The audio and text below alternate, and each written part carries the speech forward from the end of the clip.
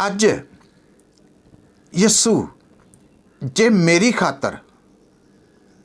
दुख ना सहिंदा, मोढे ते सलीब ना चुकदा, कलवरी तक ना जांदा,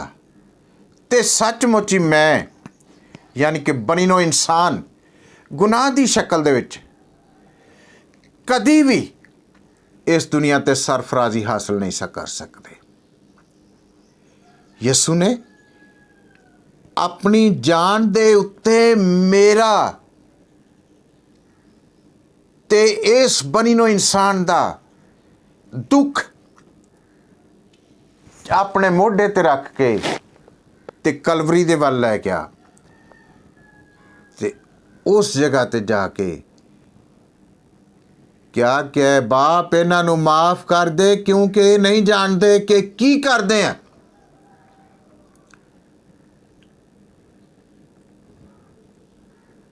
क्यों ने रखा कि इंसान गुनाह दी दलदल दे विच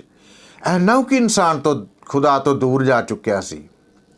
कि उन्होंने अपने आप की होश नहीं सी, पर खुदा ने अपने बेटे दे जरिए इंसान नूं बचाउण दा पूरा चारा करके ते क्या कि मैं अपने बेटे नूं